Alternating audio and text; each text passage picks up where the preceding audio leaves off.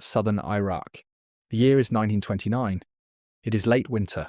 The British and Penn Museum Joint Expedition under Leonard Woolley has been excavating Tel El Muqayyar for 7 seasons. The Royal Cemetery, opened 2 years earlier, has already given the world its gold: helmets of beaten metal, lyres inlaid with shell, and lapis lazuli, the headdress of a woman named Puabi.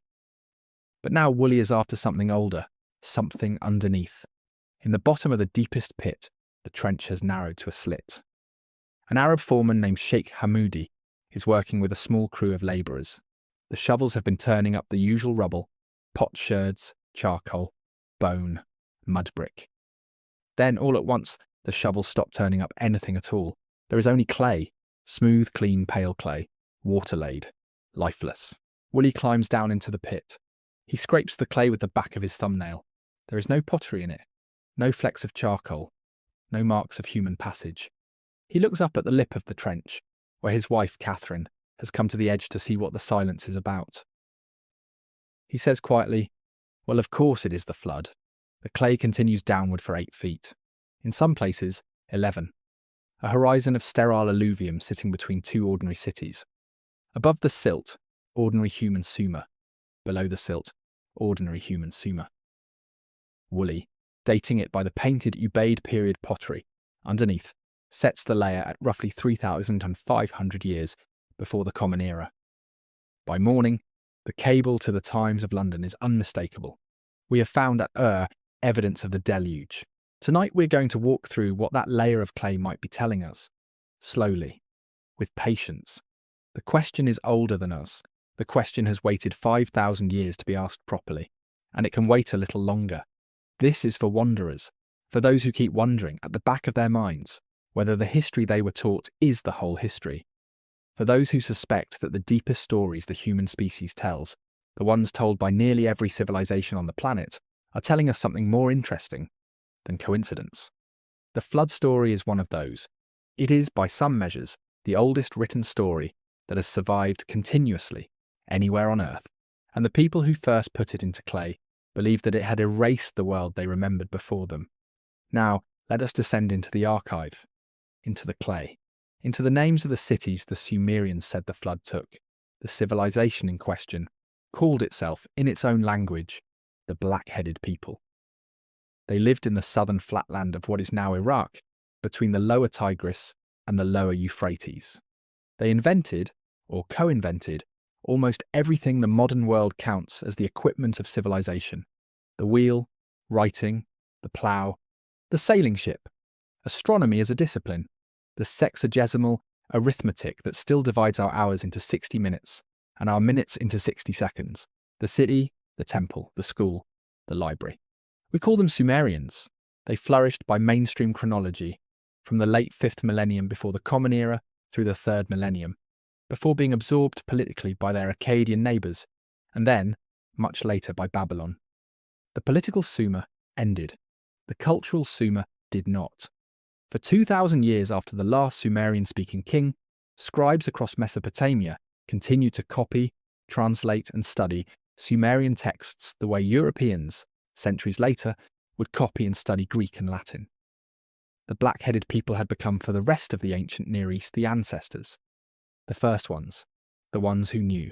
Among the things the Sumerian scribes left behind, in the wet clay they pressed with reed styluses, and then dried in the southern sun, there is a particular document that survives, in part or in whole, in dozens of copies scattered across the ruins of their cities. We know it by an English name the scribes themselves would not have recognised.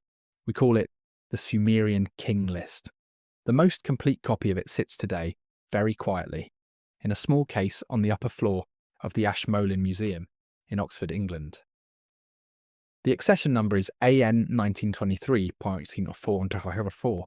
The object is a clay prism, 4 sides, roughly 20 centimetres tall, 9 centimetres wide, each side covered in tight columns of cuneiform script, the wedge-shaped writing the Sumerians invented and the Akkadians inherited. The prism was purchased in 1922 by an Englishman named Herbert Weld Blundell from a dealer in Larsa. It is known now after him as the Weld Blundell prism. To a Siriologist, it is WB 404. The text on its four sides opens with a single line. Thorkild Jacobsen, who produced the standard English edition of the document in 1939 in the Assyriological Studies series of the University of Chicago, rendered it as follows. When the kingship was lowered from heaven, the kingship was in Eridu. That is the opening. Kingship descends from heaven to a city. The city named in that opening line is Eridu. We today usually write it Eridu. The Sumerians designated it with the cuneiform sign for noble place. Nun Ki, the mighty place, the first place. The first.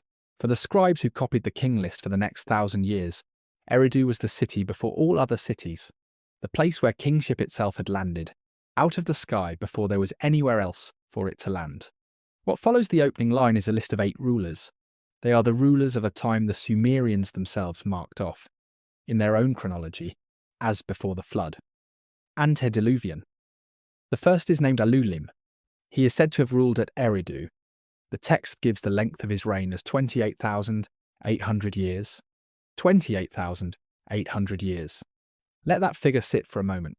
We are not in the king list in the realm of approximate kingdoms or rounded centuries. We are inside a sexagesimal arithmetic, the base 60 mathematics the Sumerians used for everything from astronomy to commerce. The figure 28,800 resolves to 8 times the unit they called the Shah, which equals 3,600. Alulim, 8 Shah. His successor at Eridu, Alalangar, is given 10 Shah, 36,000 years. The longest of all of them, Enmenlu-Ana, who reigned at the next city, Bad Tibira, is given 12 Shah, 43,200 years. The total, when you add the 8 reigns together, is 241,200 years. 241 millennia of rulership across 5 cities. Eridu first, then Bad Tibira, then Larak, then Sippar, then Shurapak. And then after the 8th king and the 5th city, the king list comes to its great line, the line that divides the document in 2. Then the flood swept over. 5 words in the original Sumerian. 5 words. And on the other side of them, the entire chronology of the document changes. The reigns after the flood become reasonable, earthly, hundreds of years instead of tens of thousands, then mere decades, then ordinary human spans, as if on the other side of that line, something fundamental had changed about what the writers thought a human life was, or was allowed to be. It is worth pausing on that. The Sumerians were not naive. They were the people who invented, among other things, a working calendar, a banking system, a court of law, and a system of medical diagnosis. They are not, in their other documents, in the habit of writing fantastical numbers. The school text, the contracts, the loans, the harvest records, all use small, accountable, real figures. The big numbers appear, almost exclusively, in 2 places. In their astronomy, where they describe the heavens, and in this document, where they describe the time before the flood. There is something about that distribution that should bother us. It is too narrow to be poetic license. It is too consistent to be the work of one imaginative scribe in one city. The figure 28,800 appears on the Weld Blundell prism in the Ashmolean. It appears on parallel king list manuscripts from Larsa, from Nippur, from Isin. Different cities, different generations of scribes, the same number, the same reign, the same antediluvian king, the same Eridu, so let us go to Eridu. The mound today is called Tel Abu Shahrain. It sits in the southern Iraqi province of Dikar, about 12 miles southwest of the modern town of Nasiriyah. The region is flat. The horizon is far. The wind, when it comes, smells of salt and gypsum. There is nothing dramatic about the surface of the mound. A low rise, a scatter of potsherds, the half-eroded shape of a Sumerian ziggurat, the last and largest of the temples built on the site. In the years 1946 through 1949, an Iraqi archaeological mission, directed by Fuad Safar and Seaton Lloyd, working under the Iraqi Directorate of Antiquities, dug deep into Eridu. What they found is one of the more astonishing things any excavation has produced anywhere in the ancient Near East. Beneath the visible ziggurat, beneath its successive reconstructions, beneath the late temples, the middle temples, the earlier temples, the still earlier temples, beneath all of them, packed one above the next like the rings of an old tree, lay 17 successive temples to the god Enki. Enki, the god of fresh subterranean waters. Enki, the god of wisdom. 17. Each built on the ruins of the one before it, each respecting, in some way, the orientation and the boundary of its predecessor. The earliest of them, 18th from the top counting downward, was a small mud brick room, almost a chapel, hardly bigger than a parlour. Its floor sat on virgin soil. It dates by the Ubaid period pottery scattered around it to somewhere between 5,300 and 5,000 years before the Common Era, 7,000 years before us, 2,000 years before the king list itself was first put into clay, the first temple, on the first floor of the first city in the document. The Sumerians who copied that document in the second millennium were not, as far as we can tell, archaeologists in any modern sense. They had no carbon dating. They had no stratigraphy. They had a tradition, and the tradition told them that Eridu was first. The spade, 4,000 years later, confirmed it. We sometimes underestimate what this means. The Sumerian king list is not in the strict modern sense a work of history. It mixes the verifiable with the mythological. But the part of it that points to Eridu as the eldest of the cities of southern Mesopotamia turns out, on every spadeful of evidence the 20th century could produce, to be correct. The oldest city of the alluvial plain, the first place where people built temples, dug irrigation canals, and gathered in numbers large enough to require a king. And the king list places, at the head of that city, a ruler named Alulim. And it tells us, in its own arithmetic, that he ruled for 2800 years. And then the kingship was carried by the document to Bad Tibira, and then to Larak, and then to Sippar, and then to Shuruppak. 5 cities, 8 kings, 241,200 years, and then the line. Then the flood swept over. The cities themselves, the 5 of them, are real. We have dug them. Eridu, as we have just said, Bad Tibira has been identified with high probability as Tel al-Madain in southern Iraq. Larak is harder, possibly the modern Tel al-Wilaya. Sippar, in the north, was excavated by the Iraqi-British archaeologist Hormuz de Rassam in the 19th century, and is well attested in the textual record. Shuruppak, the last of the 5, the city of the flood hero himself, is the modern Tel Farah. It was dug first by Walter Andre and Robert Coldaway in 1902 and 1903, then by a joint American expedition under Eric Schmidt in 1931, with a young Samuel Noah Kramer on staff as the epigrapher. All 5 are real. All 5 lie in the southern Mesopotamian plain. All 5 sit in landscapes that flooded, again and again, across millennia, as the Tigris and the Euphrates wandered and rose and fell. The question the king list leaves us with, and the question the prism in the Ashmolean still asks in its tight cuneiform columns, is not whether there was ever a flood at any of these cities. There were many.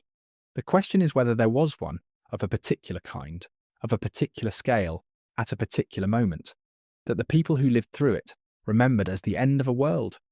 The cities that come after the flood in the king list are different cities. The first one mentioned, Kish, lies further north. The reigns are shorter. The figures are smaller. The arithmetic, from that point onward, is human. The text, in its own laconic way, is telling us something. Before the flood, one world. After the flood, another.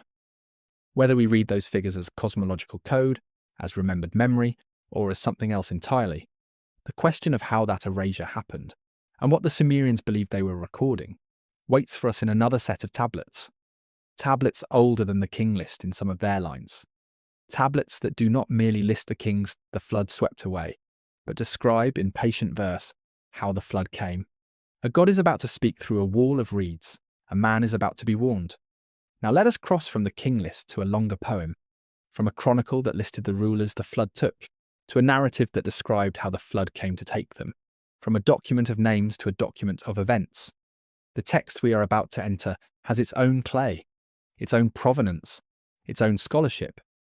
In Akkadian, it is named by its opening words, Enuma ilu awilim, when the gods were like men. The opening line announces the subject. There was a time before the world the storyteller's listeners knew, when the gods themselves did the work of making and tending creation. They dug the canals, they carried the harvest, they suffered the labour of holding up the heavens and the earth, and they grew tired. We call the poem the Atrahasis epic, after its central human figure, whose name in Akkadian means the exceedingly wise. Atrahasis. It is one of the great surviving works of ancient Near Eastern literature, comparable in scope and in compositional sophistication to the Epic of Gilgamesh, although less widely known to modern readers. The most complete surviving copy sits today in the British Museum in London. Its accession number is BM 78941. The tablet was excavated, with several of its companions, from Sippar in southern Iraq in the late 19th century. The colophon at the bottom of the manuscript gives a precise dating clue. The scribe records that the tablet was copied in the 11th year of King Ammi-Saduqa, a ruler of the first dynasty of Babylon, whose reign we place at approximately 1635 years before the Common Era, 3.5 millennia ago, a specific year pressed into a damp clay tablet by a scribe whose name we still know, Ku-aya, a young man almost certainly, a trainee. He copied a poem that was already, in his own day, considered ancient.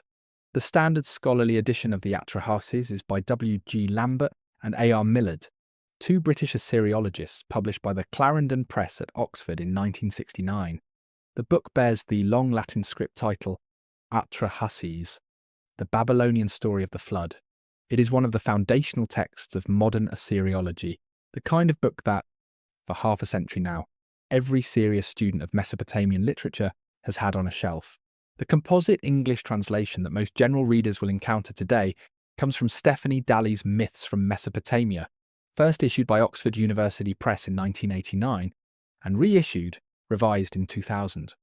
Lambert and Millard reconstructed the poem from BM 78941, from its sister tablet BM 78943, and from a scatter of further fragments excavated from Sippar, from Nineveh, and from other Mesopotamian sites. The original composition was in 3 tablets. Together they tell a story that begins before there were any humans on Earth at all. Picture for a moment the world the Atrahasis describes. There is land and there is sky. There is the upper world and the lower. There is the Apsu, the underground fresh water that the Sumerians believed pooled beneath every spring, and well in the alluvial plain.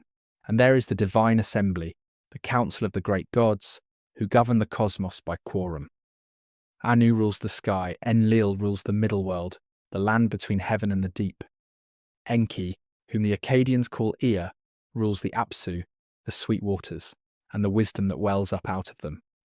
In the beginning of the poem, the gods themselves are divided into 2 classes, the Anunna, the great gods, who live in the upper places and govern by decree, and the Igigi, the lesser gods, who are the workers. The Igigi dig the rivers, they clear the canals, they build the dwellings, they cultivate the fields. For thousands of years, the poem says, they bore this labour. And then one night, in what amounts to a cosmic strike, the Igigi laid down their tools, set fire to their baskets, and marched on the house of Enlil. The scene that follows is among the more extraordinary in ancient literature. The lesser gods surround Enlil's dwelling at night. They demand relief. Enlil is alarmed. He summons Anu from above. He summons Enki from below. The 3 highest gods convene a council in the middle of the night to decide what to do with a class of immortals who have refused to work. It is Enki, the god of wisdom, who proposes the solution. Let us, he says, make a substitute. Let us fashion a new kind of being, one who can take the labour onto its shoulders so that the gods may rest. The substitute will be made of clay, taken from the Apsu. But clay alone will not animate. There must be something more, a divine spark. So the gods choose one of their own, a god named in some manuscripts We'ila, and in others, Geshtui, whose name encodes both intelligence and counsel. We'ila is slain. His flesh and his blood are mixed into the clay. From that mixture, the mother goddess Mami, also called Nintu, also called Ninhursag, also called Belet Ili, the lady of the gods, fashions 7 pairs of human beings, male and female. They are made to bear the labour the gods have refused. Now consider that for a moment. The Atrahasis is, among other things, a creation story. It is one of the oldest written accounts anywhere in the world of how human beings came into being. And it tells us quite directly that we are made of 2 substances, earth and divinity, clay and blood. The body is mortal, But the spirit, the part of us that thinks and reasons, comes from a god who was killed so that we might live. This is one of the threads that links the Atrahasis to traditions that came centuries and even millennia later. The Hebrew book of Genesis tells us that Adam was formed from Adama, the red earth, into whose nostrils God breathed the breath of life. The Hindu traditions speak of Manu, the first man, fashioned by the gods at the beginning of an age. The Greek Hesiod tells us, in his Works and Days and again in the Theogony, of Prometheus, who shaped men out of clay. The shape of the story is the same in every case: clay and breath, body and spirit, the earth stuff that comes from below, and the animating principle that comes from above. The Atrahasis sits, on the available evidence, very near the source of that family of stories. Older than Genesis, older than Hesiod, older than the Manu legends preserved in the Brahmanas, older than nearly every written cosmology we have. The substitute works, the humans bear the labour, the gods rest. For a while the cosmos is in order, but then the humans multiply. They grow numerous. They begin to make their own world within the world. They build cities, they breed cattle, they dig wells, they sing songs.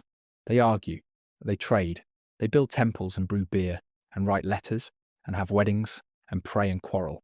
And the constant clatter of all of this, the everyday racket of civilization rising in the southern plain, becomes a problem. The Akkadian word the poem uses is rigmu. It is usually translated noise. But it is a richer word than that. It encompasses uproar, clamour, the babble of crowds, the racket of work. It is in some sense the sound of civilization itself. The poem tells us that the rigmu of humankind grew so loud that it disturbed Enlil's sleep. Enlil tossed in his bed. Enlil could not rest. Pause on that detail for a moment. It is small. It could be passed over without notice. But it is doing something quite particular. The poem's locating the cause of the coming catastrophe not in human sin, not in moral failure, not in the violation of any specific commandment, but in the simple fact of human density. The flood is not, in the Atrahasis, a punishment for what humanity has done. It is a response to what humanity has become. There are simply too many of us. What follows is a sequence of 3 increasingly drastic divine actions, each separated, in the poem's chronology, by 1200 years. First, the gods send a plague. Disease sweeps across the land. People sicken. People die. The population thins. But Enki, the god of wisdom, the friend of humankind, speaks privately to a wise man, the Atrahasis of the title, the exceedingly wise one. Build temples to the god of plague, Enki advises him. Make him ashamed of his work. The plan succeeds. The plague lifts. Humanity recovers. And again, 1200 years later, the rigmu grows. The second attempt is drought. The rains fail. The wells dry, the fields crack. Famine moves across the cities. Again Enki, through the same human intermediary, advises a workaround. Again the gods are placated. Again the drought lifts, the cities recover. And again 1200 years later, the noise of humanity is loud enough to shake the foundations of Enlil's house. The third attempt is more severe. The gods withdraw fertility itself. The fields produce nothing. The wombs of women close. The cattle do not breed. The poem's language becomes harsher here. There are passages of stark hunger in Tablet 2, bodies in the streets. The traditional decencies between neighbour and neighbour begin to break down. And again Enki finds a way, and again the gods see that their measures fail, and so they meet, the great gods of the council, in their assembly above the world, and they decide upon a final solution. They will erase humankind, entirely, with water. But here is the part of the story that, to my reading, is the most extraordinary. The decision is made in council, and in that council, an oath is sworn. Each of the great gods, including Enki, swears that he will not reveal the decision to humankind. The species is to perish without warning. That is the divine intention. And Enki cannot bear it. He has watched the beings he helped create grow and labour. He has helped them survive plague. He has helped them survive drought. He has helped them survive famine. He cannot now let them die in the dark without even the chance to save themselves. But he has sworn an oath. He cannot speak to a human being directly. The oath is binding even on a god. So he does something subtle, something that has, for 4,000 years, charmed and unsettled every reader who has reached this point in the text. There is a man living in the city of Shuruppak. His name in this poem is Atrahasis, the exceedingly wise. He is the same human intermediary Enki has used before, the same wise man who is, in other manuscripts and in other languages of the same tradition, called Ziusudra, in Sumerian and Uttanapishtim. In Akkadian, he has by this point in the narrative helped Enki avert 3 previous catastrophes. He sleeps in a reed house, a simple structure of bound reeds, of the kind that still stands in the marshes of southern Iraq today, where the buffalo wade through the channels at dusk and the cranes hunt in the shallow water. Enki goes to the wall of that reed house. He does not enter. He does not speak to the man. He speaks to the wall. The reeds, he announces, are to listen. The wall is to attend. And then through the wall, into the reeds, Enki delivers the warning. The Akkadian lines in Lambert and Millard's edition read with an almost juridical precision. Reed wall, house of reeds, house of reeds. Hear me. Pay attention. Tear down your house, build a boat. Abandon possessions, search for life. Despise wealth, save the living soul. Aboard the boat, take the seed of all living things. The instruction is simple. It is also, on reflection, extraordinary. A man in a reed house in southern Iraq is being told to abandon his city, dismantle his shelter, and construct a vessel large enough to carry the seed of every living thing on earth. He's not being told what is coming. He is being told only that something is. The wall speaks. The reeds rattle in the night wind. The man hearing understands. The trick is exquisite. Enki has not spoken to a human. He has spoken to a wall. The oath technically has been kept, but the human who happens to be sleeping just on the other side of the reeds has heard every word. The legal fiction is, of course, transparent. Every later reader of the Atrahasis has known it. The other gods, when they discover what has happened, will see it too. But the gesture matters. The form has been kept. The oath, in its precise wording, has not been broken. Enki has only spoken to a wall. It is, on the page, a deeply strange image. A god leaning toward a wall of reeds in the dark, choosing each word with the care of a lawyer who knows he is committing perjury. And yet 4 millennia of readers have, almost without exception, found the scene tender. The first divine act of mercy in the Mesopotamian record is, also, the first instance of a god finding a loophole. That is where the warning begins, with a god whispering to a wall, with a man on the other side suddenly awake. The man in the Atrahasis does not protest, he does not argue, he does not, in any of the surviving lines, ask why. He gets to work. This also is part of the texture of the poem. Atrahasis is not a hero in the Hellenic sense. He does not wrestle with the divine messenger. He does not bargain. He does not weep. The text presents him simply as a man who hears, who understands, and who acts. There is something almost monastic about his obedience. The wisdom encoded in his name is not the wisdom of cleverness. It is the wisdom of attention. He has heard the wall speak. He knows what to do. The instructions Enki has delivered through the reeds are quite specific. Build a boat.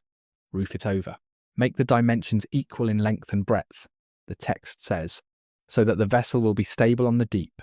Coat it with pitch inside and outside, so that the water cannot find a way in. Provision it with food.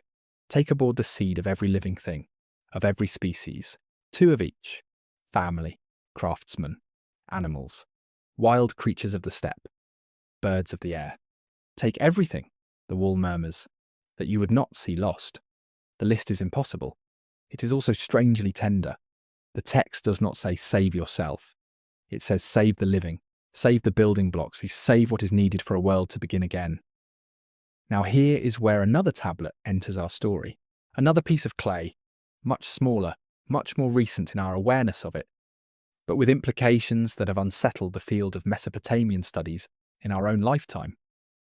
In the year 2014, a British Assyriologist named Irving Finkel, who serves as a curator in the Department of the Middle East at the British Museum in London, published a book with the title, The Ark Before Noah, Decoding the Story of the Flood.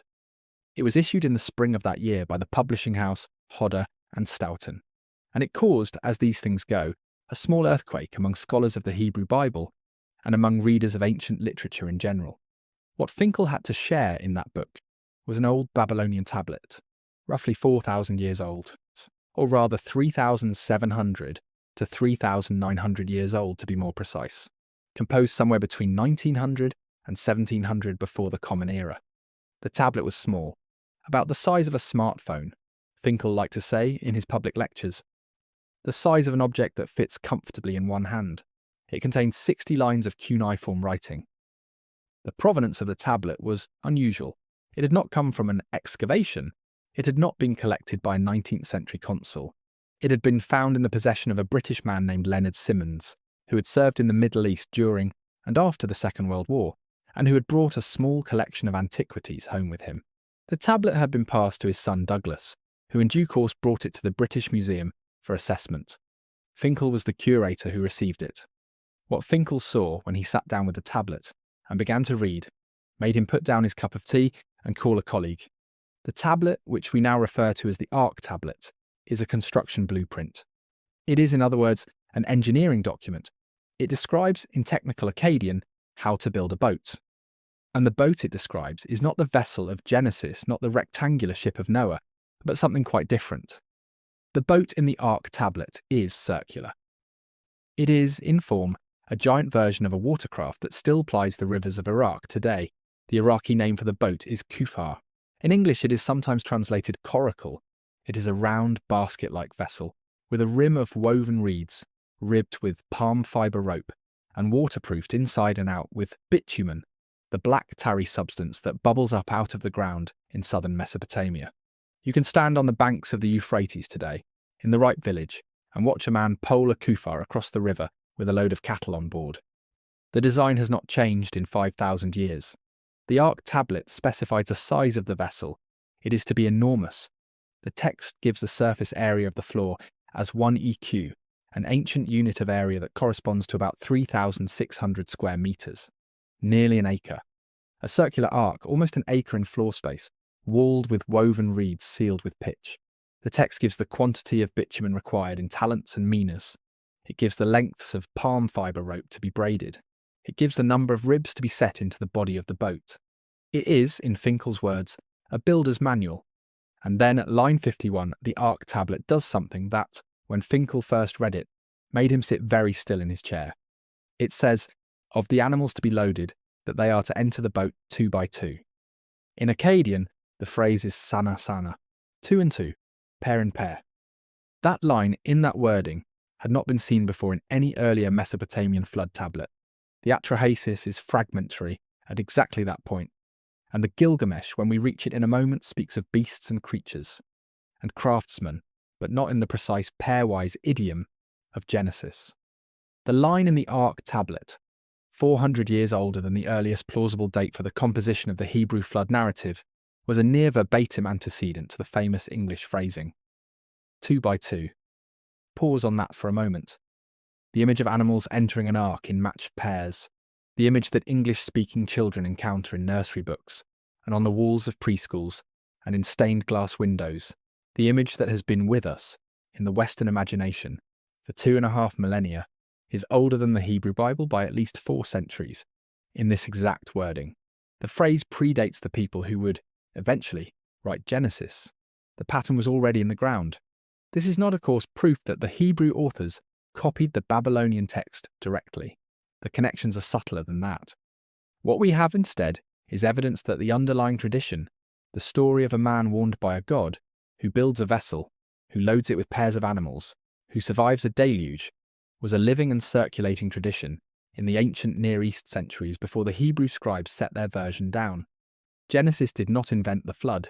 Genesis inherited it. Finkel was, predictably, the subject of some media excitement at this point in 2022. Channel 4 in Britain commissioned a documentary. As part of that documentary, Finkel commissioned a 1/3 scale reconstruction of the boat described in the Ark tablet. The reconstruction was built in Kerala, in southern India, where the traditional methods of palm fibre boat construction are still practiced. The result was a vessel about 10 metres across, woven from reeds, ribbed with rope, sealed with pitch. They put it on the water.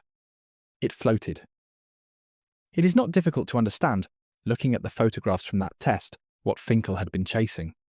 He had not proven that any single biblical flood had happened. He had not proven that any specific historical man had been warned by any specific deity.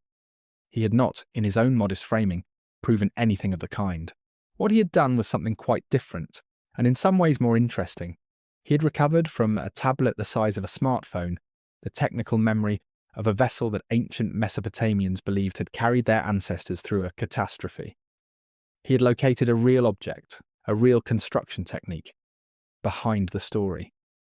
And he had shown that the line about animals entering 2 by 2, which most of us in the modern world have always associated with Sunday school, and stained glass was older than the Hebrew text by a generous margin. Consider for a moment what the Ark tablet is not. It is not poetry. It is not theology. It is engineering. Someone, 4,000 years ago, took the time to write down, in careful technical Akkadian, how to coat a circular reed boat with bitumen, how many palm fibre ropes, how many days the work would take. The story was not abstract to the Babylonians. It was a thing you could, in principle, build. And that practicality, the fact that this is something you could actually do with your hands, in a marsh, with materials at hand, is part of what makes the tradition so durable. Now, let us return to Atrahasis, in the Atrahasis epic, in his city of Shuruppak, in his reed house, on the night the wall has spoken. He understands, the text tells us, what is coming. But he has a practical problem. He cannot simply at first light begin to build an enormous boat in the middle of a Mesopotamian city without his neighbours asking what he is doing. The construction will be noticed. The materials, the bitumen, the reeds, the timbers, will need to be carted in. The work will take weeks at the least. His city is full of people. They will see. Atrahasis, in the Atrahasis tradition, has been given a cover story. He is to tell his neighbours that he has fallen out of favour with the god Enlil, the chief executive of the divine assembly, and that he must leave the city to dwell instead under the protection of Enki, the god of the deep waters. The boat, then, is to be presented to the neighbours as the vessel of his exile. He is moving down to the marsh, the story goes, where Enki holds court, and the boat is simply his transport. There will be a feast, he tells them, to mark his departure. A grand send-off. The neighbours, the text tells us, are pleased. They help him build. There is a feast, there is wine, there are songs. There is the slaughter of a sheep, a celebration of the change in his fortunes. He is moving, after all, to the patronage of the god of wisdom, who is well known for kindness. The neighbours think it is a fine thing for their friend Atrahasis. What they do not know, of course, is that they are being given the loud and pleasant final evening of their lives. Atrahasis knows. He sits, in some translations of the Akkadian, at the head of the table during that feast, and his hands shake as he raises his cup. He cannot tell them. He has been instructed by the god not to tell them. He understands that the boat is large, the boat is heavy. The boat will, in a matter of days, float upon a sea that will cover their city.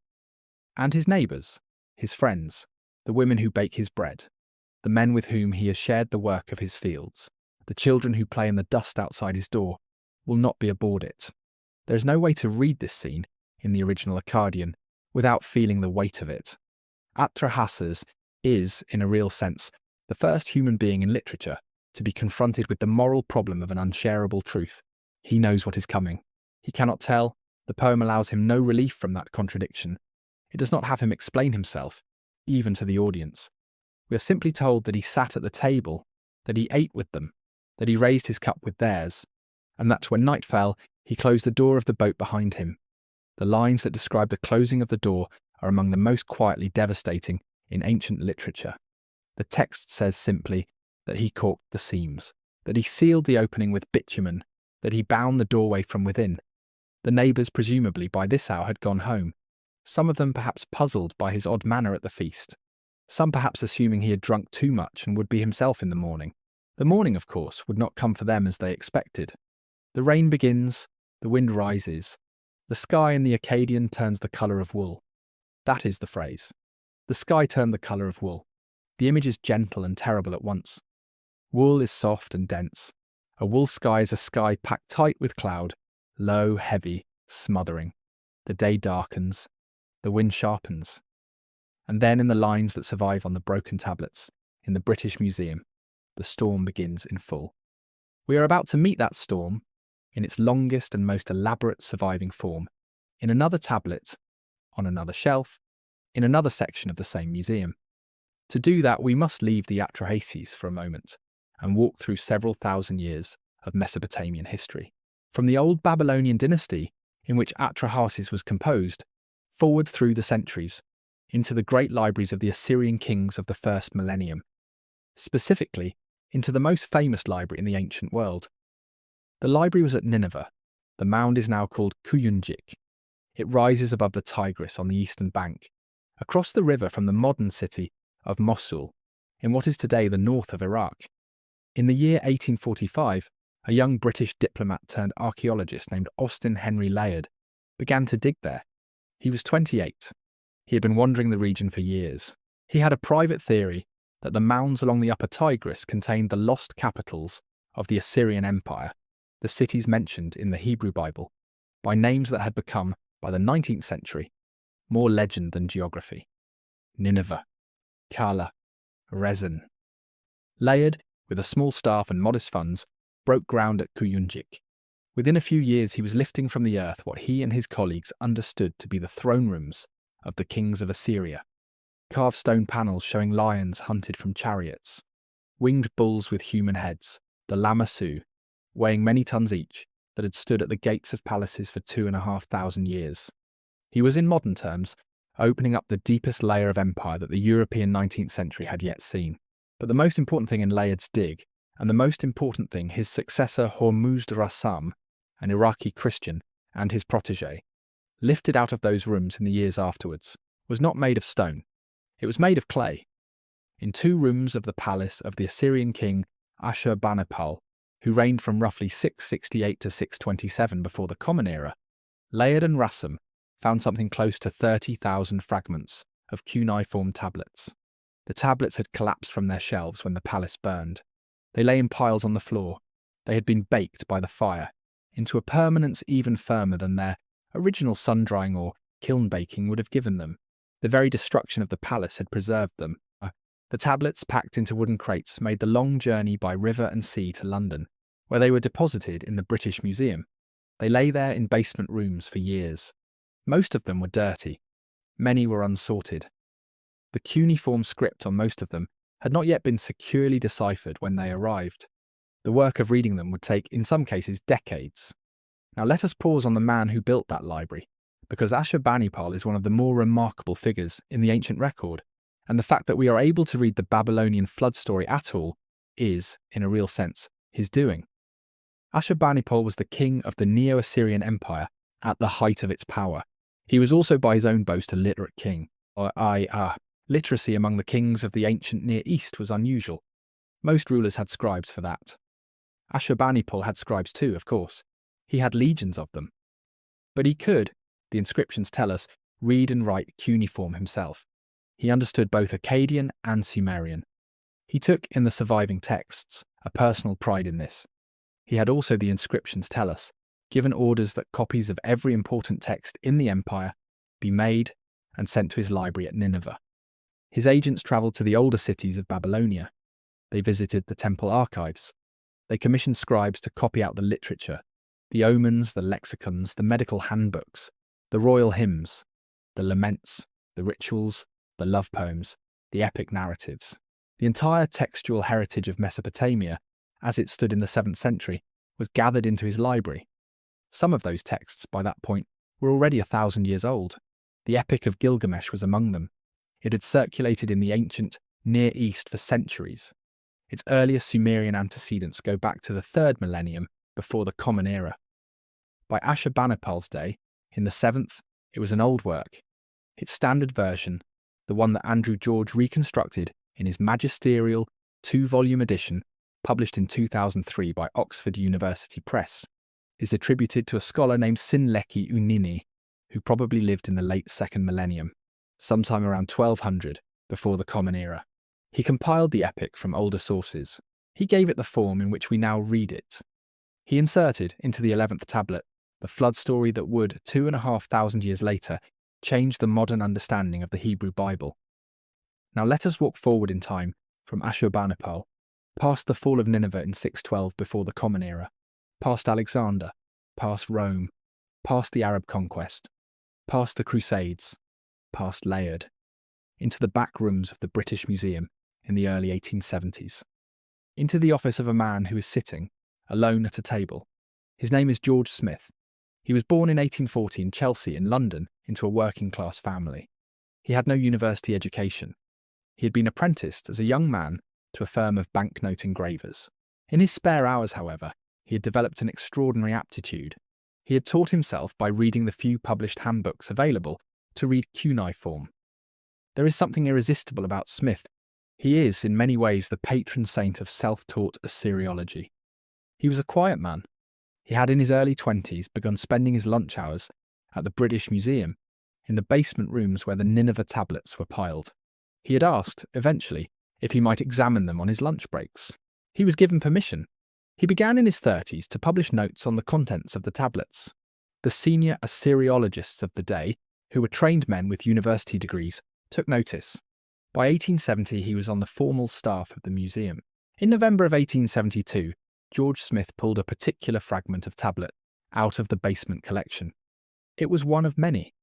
It bore an accession number that, in the museum's records, is K 3375. K for Kuyunjik. 3,375 out of a vast and only partially sorted total. The tablet was broken. It was missing portions on every side, but the lines that survived were legible. Smith, by this point in his career, could read cuneiform fluidly. He began to translate. What he was reading on that broken piece of clay was a long speech by a figure named Utnapishtim.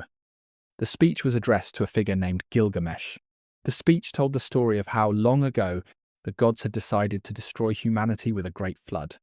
How a single man, warned by a god, had built a ship. How the ship had ridden out the storm. How the man had sent out birds to find dry land. How a dove had been sent. How a swallow had been sent. How a raven had been sent. How the raven had not returned. The account is recorded in several biographical sources of the period, including the recollections of Smith's colleagues, that when he reached the line about the birds, George Smith, who was a man of considerable restraint, stood up from his table, ran around the room, and began in his agitation to undress himself. The anecdote has been retold so often that one might suspect embellishment. The museum, however, in its own internal records of the period, does not contradict it. Smith had recognised instantly what he was reading. He was reading a version of the Genesis flood story. He was reading it in a language and a script that predated the composition of the Hebrew Bible by centuries. He was reading it on a tablet that came from a library that had been buried under desert sand for 2.5 millennia. What he understood, in that moment, was that the flood narrative was older than anyone in his time had supposed. Older than the Bible. Older than Moses. Older than Abraham. It belonged in its original form to Mesopotamia.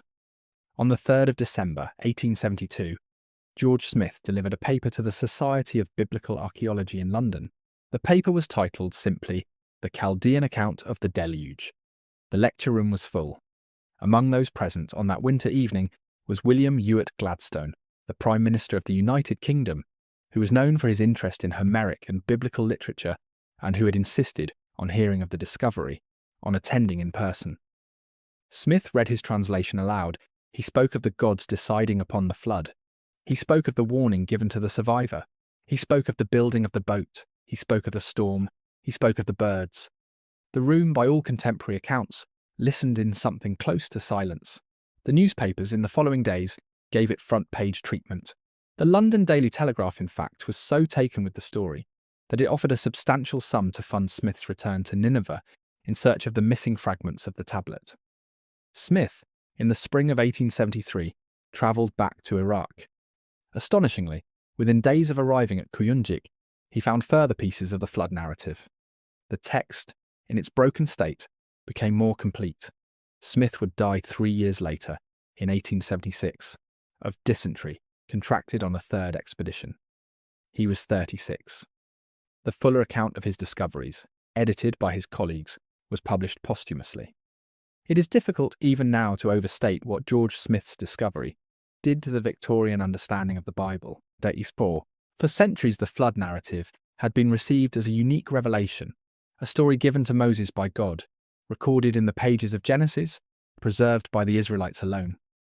Smith's tablet showed, in indisputable cuneiform, that the same story had been current in Mesopotamia at least 400 years before the earliest possible composition date of the Hebrew text. The Hebrews had not invented the flood, they had received it. What moves me when I think about Smith is not so much the great discovery, though that is moving in its own way. It is the smallness of the man, the autodidact at the basement table, the banknote engraver who had taught himself to read a dead script in his spare hours, the shabby coat, the half-translated tablet in his hands, in a basement, in a London afternoon, and the world quietly rearranging itself around him. Now, let us turn to what the flood tablet, K3375, actually says, in the form that Smith and his successors have reconstructed. Tablet 11 of the standard Babylonian Gilgamesh is, in Andrew George's count, 184 fragments reconstructed across many manuscripts. The narrative voice is that of Utnapishtim. He is speaking to the hero Gilgamesh, who has crossed the waters of death to find him, hoping to learn the secret of the immortality that Utnapishtim, alone among humans, has been granted. Utnapishtim begins his story by referring to the city of Shuruppak. The city, he says, on the bank of the Euphrates, that is old, where the gods convened. He had been a man of Shuruppak. He had been warned. The warning in the Gilgamesh version is given in language that closely parallels the Atrahasis, but more fully reconstructed. Ea, the Akkadian Enki, speaks through a wall of reeds. Reed wall, reed wall. Wall of reeds, wall of reeds. Hear me. Pay attention. Tear down your house, build a boat. The same juridical loophole. The same act of divine mercy. The Gilgamesh boat is different from the Ark tablet boat. In Gilgamesh, it is square. Its dimensions are given. 120 cubits in length, in breadth and in height. 7 decks. 9 sections per deck. The boat is sealed with bitumen, inside and out. It is loaded, the text says, with the seed of every living thing, with Utnapishtim's family, with the craftsmen of his city, with the wild and tame beasts. When it is finished, the storm comes. The lines that describe the storm in the Babylonian are among the most powerful pieces of weather writing in any ancient literature. The Anunnaki, the gods, the very gods who had decreed the flood, are themselves terrified by what they have unleashed. They flee to the highest heaven. They cower, the text says, like dogs. The mother goddess Belet-Il weeps. She cries out that she has spoken evil in the assembly, that she has demanded the destruction of her own creation. The text gives her a long lament. The storm rages for 6 days and 7 nights. On the 7th day, the storm subsides. Utnapishtim opens the hatch of the boat and looks out. Light falls on his face. He sees that the entire face of the world has become like a flat plane. He sees that all of humanity has been turned, the text says, back into clay. The phrase is unforgettable. Back into clay, the same substance from which, in Atrahasis, the gods had originally fashioned the human race. Mami had mixed the clay with the blood of a slain god to make people. The flood has unmade them. They are clay again. The boat in the Gilgamesh account grounds on the slopes of a mountain called Nisir. The mountain is in the Zagros range, in what is today the border country between Iraq and Iran. Utnapishtim waits. He sends out the dove. The dove circles, finds no place to rest, returns. He sends out the swallow. The swallow also finds no place, returns. He sends out the raven. The raven does not return. The waters have receded enough. The land is uncovered. Utnapishtim disembarks. He builds an altar. He pours out an offering of wine and sweet cane and oil. The gods, the text says, smell the sweet savour. They gather like flies around the offering. They are hungry. They have lost, in the destruction of humanity, the daily sacrifices on which they fed. Without people, there are no offerings. Without offerings, the gods themselves begin to starve. The flood, it turns out, was an act of self-harm by the divine. The text is uncompromising on this point. Enlil arrives last. He is furious to find that anyone has survived. The other gods, led by Ea, defend the decision to save Utnapishtim. The argument is long. In the end, Enlil relents. He takes Utnapishtim by the hand. He brings the man and his wife aboard the boat. He pronounces a blessing over them. Until now, the gods say, Utnapishtim has been a mortal man. From now on, Utnapishtim and his wife shall be like the gods. They shall live forever. They are taken to the mouth of the rivers, to the place at the edge of the world, where they will dwell from that day forward. That is the gift Gilgamesh, in the larger frame story, has crossed the waters of death to learn about. The secret of immortality. Utnapishtim's reply when Gilgamesh asks is gentle. Immortality was given to me, he says, for one reason.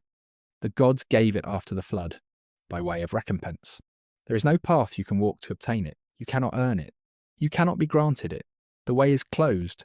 It is in this answer on the 11th tablet that the Epic of Gilgamesh delivers its deepest lesson.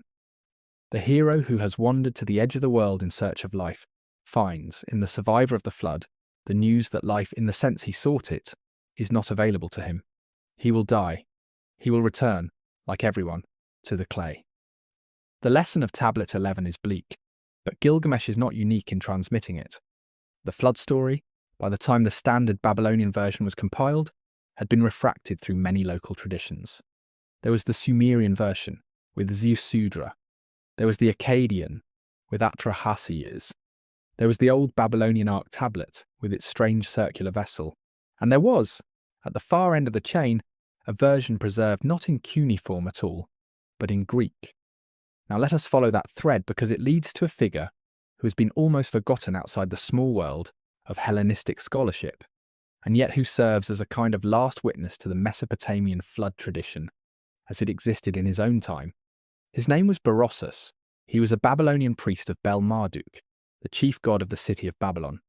He wrote, in approximately 281 before the Common Era, a work in 3 books titled Babyloniaca, which is to say, Babylonian history.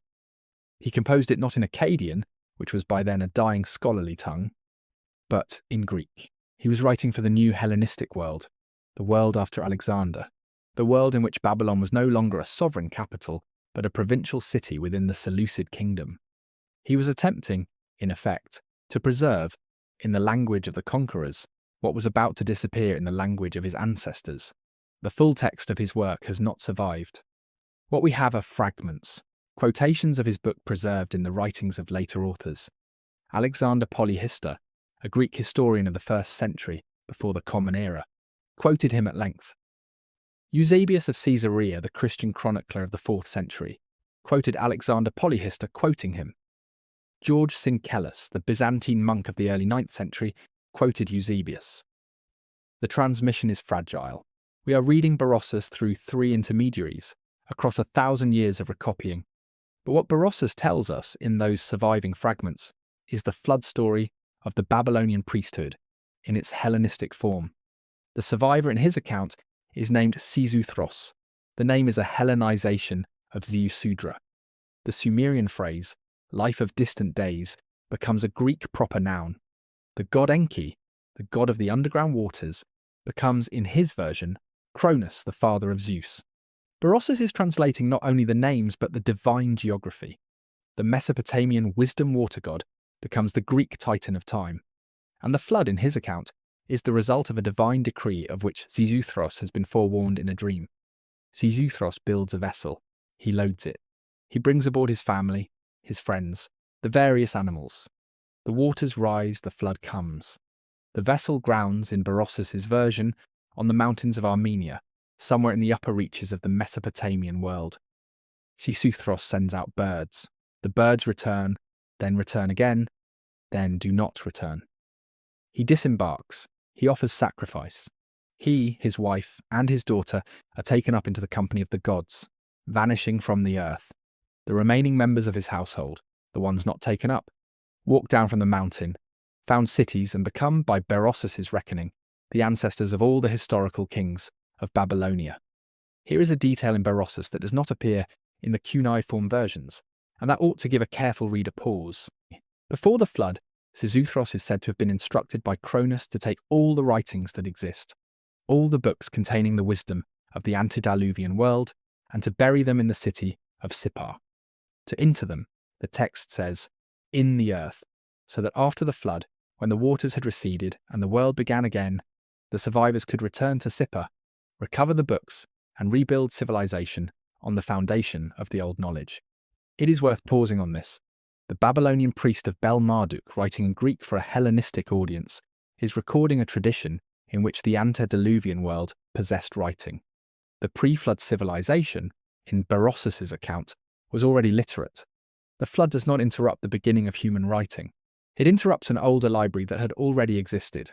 The post-flood world is, in this telling, a continuation of a culture that had to be exhumed. There is something quiet about this passage. Berossus is not arguing for it. He is not defending it. He is simply telling us what the priests of his city remembered. There were books buried at Sippar before the flood. The post-diluvian kingship resumed at Kish, the king list tells us, when kingship descended again from heaven. But the texts in Berossus were already in the ground waiting. Now let us put numbers to Berossus's account, because the numbers are part of the story. Berossus gives in his fragments a list of 10 kings who reigned before the flood. Note the count, 10, not 8. Not. The Sumerian king list had 8 antediluvian kings across 5 cities, totaling, in its surviving version, 241,200 years.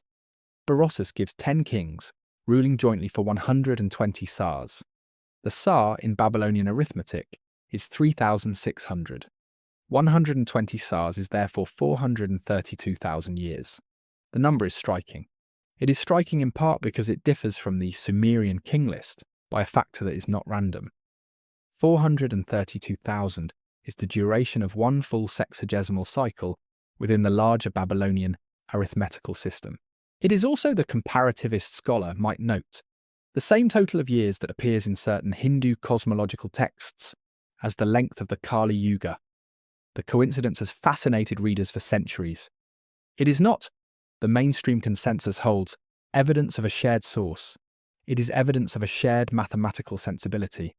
2 civilizations that both used base 60 arithmetic, and both wanted to express vast cosmic spans, arrived at similar large numbers because the numbers themselves were generated from the same kind of arithmetic. But the fact remains. Berossus is telling his Hellenistic readers that before the flood, 10 kings ruled for 432,000 years. The Hindu texts will say that the present age, the age of moral decline before the next world cycle, will last that same span. The Sumerian king list in older form says 241,200. The numbers are different. The structure is the same. There was an antediluvian dynasty. It was long. The flood ended it. Now let us leave the texts behind for a moment and walk down into the earth. Because for centuries, the flood story of Mesopotamia was treated, by Western readers, as a matter of literature only. A myth, a poetic exaggeration, something that had happened, if it had happened, in a fog of metaphor. The texts themselves, when they were finally read, suggested that real cities had been involved. Shuruppak, Bad Tabira, Eridu, Sippar. These were named places. They were not abstract.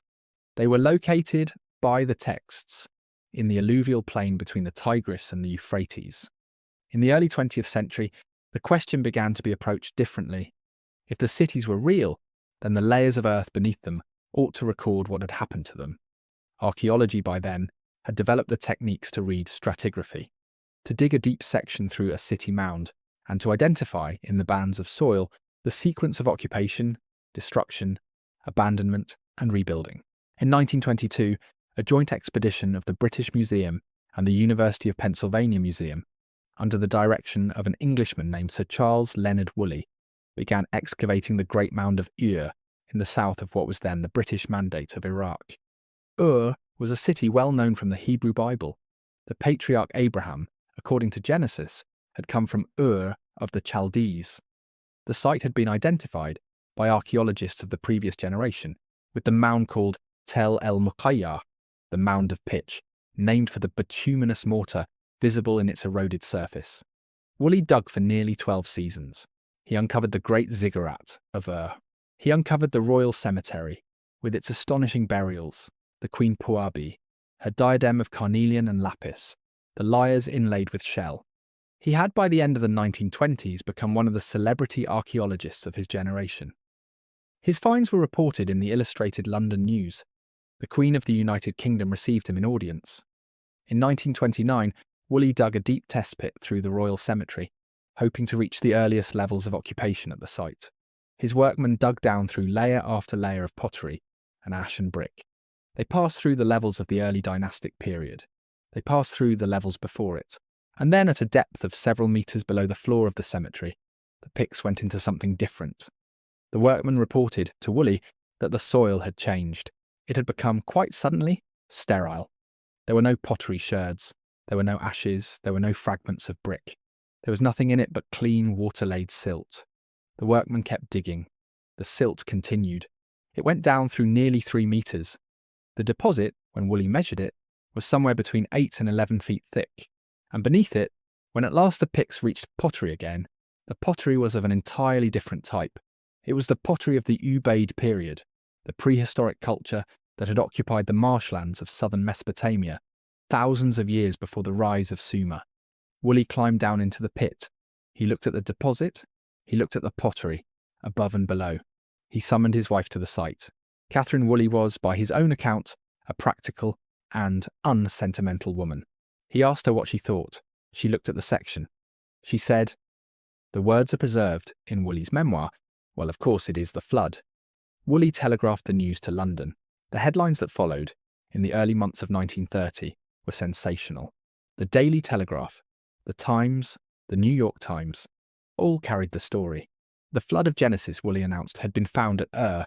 The layer was dated, by his estimate, to roughly 3,500 before the Common Era. It represented a single inundation of enormous magnitude, sufficient to bury the entire site in a uniform stratum of clean silt. The biblical flood, the Babylonian flood, the Sumerian flood, all of them, in Woolley's interpretation, were memories of the same event. The event had left its trace in the earth at Ur. The interpretation was electrifying. It seemed for a moment that the literal history of Genesis had been confirmed by the spade, and for several years in the public press, that was the dominant reading. But the science, in the decades that followed, did not stay still. Now here is what makes the Woolley story so important and so frustrating and so revealing of how archaeology actually proceeds. In the years after Woolley's announcement, other excavators began to dig deep sections at other sites in the same alluvial plain. Stephen Langdon of Oxford was digging at Kish, north of Ur. He too found a flood deposit, but his deposit was at a different stratigraphic level. It dated by his analysis to a different period. It was thinner. It belonged to a different inundation. The American expedition at Shurapak, the city of Ziusudra himself, found a flood layer too, 60 centimeters of yellow alluvial sand and clay, separating the Jemdet Nasr level from the early dynastic. It dated to roughly 2,900 before the Common Era. It was, again, at a different level. By the 1960s, the picture had become clear. The alluvial plain of southern Mesopotamia, the most flood-prone agricultural landscape in the ancient Near East, had experienced many catastrophic inundations over the long course of its prehistoric and early historic occupation. Ur had been flooded, Kish had been flooded, Shurapak had been flooded, but they had been flooded at different times, in different events, of different magnitudes. In 1964, the British archaeologist Max Mallowan, who was both an old colleague of Woolley's and the husband of the novelist Agatha Christie, published a paper in the journal Iraq, the academic journal of the British Institute for the Study of Iraq. The paper was called Noah's Flood Reconsidered. In it, Mallowan reviewed all the evidence from all the dig sites. He concluded that the various flood deposits at Ur, Kish, Shurapak and elsewhere were real, local and important, but that no flood, on the evidence available, was ever of sufficient magnitude to interrupt the continuity of Mesopotamian civilization. The mainstream Assyriological position has, on the whole, stood there ever since. Let that thought sit with you for a moment. The texts say the flood ended the world. The earth says the floods came again and again, terrible and local, but never quite the end of everything. The literature remembers a catastrophe that the soil does not quite confirm. And yet the puzzle is not simply that the texts are wrong. The puzzle is that the texts are so unanimous. From Sumer to Babylon, to Greece to Israel to Persia to India, the structure of the story persists. A righteous man warned in a dream, a vessel of specific dimensions, a loading of life, a storm that lasts a counted number of days, a grounding on a mountain, the release of birds, the sacrifice on a high place, the promise that the destruction will not be repeated. Why does the story stay the same shape across so many cultures? If it never happened, as a single global event, why does the memory of it converge? That is the question on which we will now turn. The convergence question is the hardest one in flood studies, and there are broadly three answers given to it. The first answer is that there was, in fact, a single original event, catastrophic, witnessed, burned into the collective memory of every people that walked away from it. The story spread because the experience was real, and because the witnesses, in dispersing across the post-Diluvian world, carried the memory with them. The differences between the various flood accounts reflect drift across time and distance. The similarities reflect the original shock. This is, in essence, the position of the literalist tradition. Genesis, Gilgamesh, Atrahasis, the Hindu Manu, all are recensions of one founding catastrophe. The second answer is that there was no single event at all. There were, instead, many local floods, in many places across many centuries, and each culture remembered its own catastrophe. The similarities between the stories are not evidence of a shared event, but of a shared narrative imagination. A small group of survivors, a vessel of some kind, a loss of the world they knew, birds or some other test of the receding waters, a return to land, a new beginning. The structure in this reading is not the trace of a memory. It is the shape that all stories of catastrophic survival take, because the human mind, faced with the question of how the few survivors got out, organizes the answer in roughly the same way. This is the structural position. It does not require any single deluge. It requires only that floods, in flat alluvial landscapes, are frequent and frightening enough to leave a mark on the story-making capacity of any culture that lives near a river. The third answer is the one that sits in the middle. It holds that there may well have been a particular catastrophe, large enough and recent enough to have lodged itself in the memory of one specific cultural region, and that the story spread from that region by cultural transmission, not by a global dispersal of survivors, but by trade, by migration, by translation. The Mesopotamian flood story, in this reading, is the source. Its structure radiated outward. The Hebrew Genesis received it through Babylonian captivity. The Greek Deucalion myth received it through Phoenician contact. The Hindu Manu, in this view, may or may not be related. It may have its own source. It may itself be an old enough memory to be independent. But the broad Western tradition, from Sumer to Israel to Greece to the early Christian world, is one story, transmitted, reshaped, and absorbed. Each of these answers has its defenders. None has won. In 1998, two American geologists, William Ryan and Walter Pittman of Columbia University, published a book called Noah's Flood. In it, they proposed that the source of the Western flood traditions might have been not a Mesopotamian river inundation, but a much older and far more dramatic event in a different part of the ancient world. They proposed that the Black Sea, in approximately 5,600 before the Common Era, had been catastrophically inundated. That before that date, it had been a smaller freshwater lake, well below the level of the Mediterranean. That at the end of the last glacial period, as sea levels rose, the Mediterranean broke through the narrow Bosphorus and poured into the basin in a torrent that would have raised the lake by something like 150 metres, drowning thousands of square kilometres of inhabited shoreline. The hypothesis was sensational. It offered a real geological event of the right magnitude and the right timing. The communities along the lake, in their reading, would have been forced to flee, carrying their memory with them, and the story they carried would have eventually surfaced in the writings of the cultures that descended from them. The Mesopotamian flood, the Hebrew flood, the Greek flood, all would be echoes of the Black Sea event. The geological evidence for the inundation has, in the years since, been contested. Some marine geologists have argued that the rise was slower and less catastrophic. Others have argued that it happened earlier, or differently, or that the freshwater to saltwater transition is real, but does not require a single, dramatic flood. The mainstream consensus today is that something happened in the Black Sea basin in the prehistoric era, but that whether it was the singular trauma Ryan and Pittman described is unsettled. The Ryan and Pittman hypothesis is worth knowing, not because it has been proven, but because it is the kind of answer the convergence question keeps inviting. Every generation, somebody looks at the map and the text and asks whether there is a real event, geologically locatable, big enough to account for the persistence of the story. And every generation, the answer remains partial. There were floods. There were big ones. Whether any of them was the flood the one event that became all the stories, the texts cannot tell us, and the soil has not yet decided. Now let us turn, briefly and carefully, to a reading of the flood texts that has circulated widely outside academic Assyriology, because no honest treatment of this material can avoid it. In 1976, an author named Zechariah Sitchin published a book called The 12th Planet.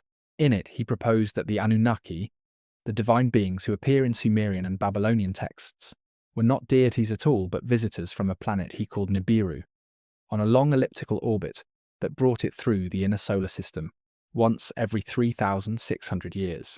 He proposed that the antediluvian reigns of the Sumerian king list were not poetic exaggerations, but literal records of the lifespans of these visitors. He proposed that the flood was caused by their decision to leave the human species to its fate as Nibiru passed by, and that the entire structure of Mesopotamian mythology was, in fact, an obscured account of a prehistoric encounter between humans and an extraterrestrial civilization.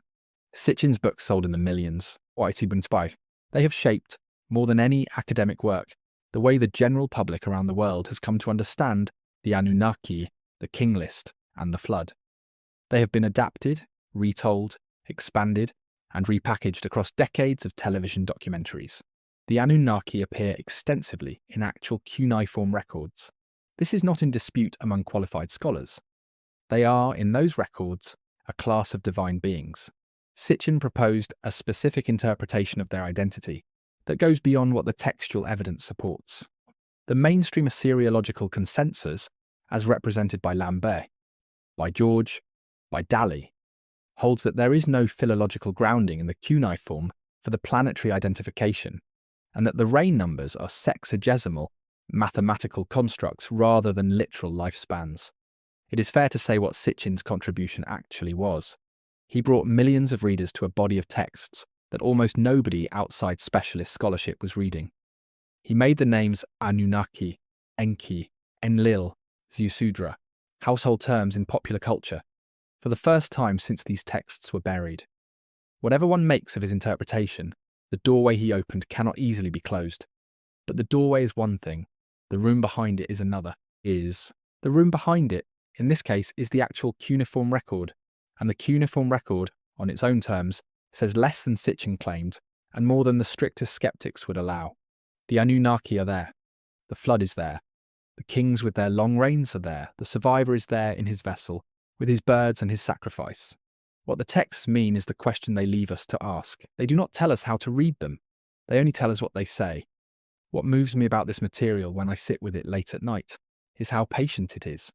The cuneiform record waited 5,000 years to be read. It will wait longer for us to understand what it means. There is no rush. The clay is not going anywhere. The names are still on the prism. The flood account, the antediluvian dynasty, the survivor on the mountain, the bird returning with the leaf, the sacrifice on the high place. All of these have been read and reread across 2 centuries of modern scholarship, and the questions they raise are not yet settled. Was there a real event? Was it one event or many? Was it a Mesopotamian alluvial inundation? Or a Black Sea inundation? Or some combination of catastrophes whose memory pooled into a single narrative shape? Were the antediluvian rains numerical exercises in sexagesimal arithmetic? Or were they remembered durations, however imperfectly transmitted? Did the priesthood at Sippar, before the flood, actually bury its library in the earth? Or is that a literary motif of cultural continuity, dressed up as a physical act? There is a tradition in the study of these texts that says, when we cannot answer a question, we should at least let the question remain open. We should not collapse it prematurely into the safest or the most exciting answer. We should hold it. We should bring it back, year after year, and look at it again. That is in the end what the Mesopotamian flood tradition asks of us. It asks us to hold the question. To accept that we may not know whether the flood was a single event, many events, or no event at all. To accept that the antediluvian kings, with their fantastical reigns, may be coded numbers, or distant memory, or both at once. To accept that the priest at Sippar, who is said to have buried the books before the deluge, may have been describing a real act or a literary gesture, and that the difference 4,000 years later may not be ours to recover. Now let us return to where we began, Picture yourself again in the Ashmolean Museum in Oxford, England. It is night now. The galleries are closed. The fluorescent lights have dimmed to a low hum. The glass cases line the walls, each holding fragments of worlds that no longer exist. And on a low shelf in one of those cases sits a small clay prism, about 20 centimetres tall. It is square-sectioned, 4 sides, each face inscribed in dense cuneiform with a list of names. This is the Weld-Blundell prism, the Sumerian king list. The text that opens with the phrase, "After kingship descended from heaven, kingship was in Eridu." The text that names Alulim of Eridu, Alangar after him, Enmenluana of Bad Tibira, Dumuzi the shepherd, Ziusudra of Shurupak. The text that records 8 kings ruling for 241,200 years before the flood. The text that, with a single line, breaks the antediluvian sequence and resumes with the post-diluvian kings of Kish. It was made by a scribe whose name we do not know in approximately 1800 before the Common Era. It was purchased in 1922 by a man named Herbert Weld-Blundell at the site of Larsa. It was sent to Oxford. It has been in the Ashmolean ever since. It is small. It is unassuming. If you did not know what you were looking at, you would pass it without a second glance. And yet it carries, on its 4 faces, the deep memory of an entire civilization. It says that before there was history, there was something else. It says that before the historical kings, there were other kings. It says that something happened between then and now that the scribes called the Amaru, the deluge of the storm. It does not tell us what really happened. It only tells us what was remembered. If this story stayed with you, our like helps other wanderers find this quiet place. There is more waiting for you in the playlist. Other tablets, other names, other lines that nobody has yet translated. The Sumerians wrote because they wanted to be read. 4,000 years later, we are still reading them. The conversation is not over. Thank you for staying with me through this story. The prism is still there, in the case. In Oxford, the names are still on it. Alulim, who reigned 28,800 years. Alangar, who reigned 36,000. Enmenluana, who reigned 43,200. Ziusudra, the last of them, who survived the flood. Someone, somewhere, is reading those names right now. The light in the case is low. The fluorescent hum has gone quiet. The clay waits. It has waited for a long time. It can wait a little longer.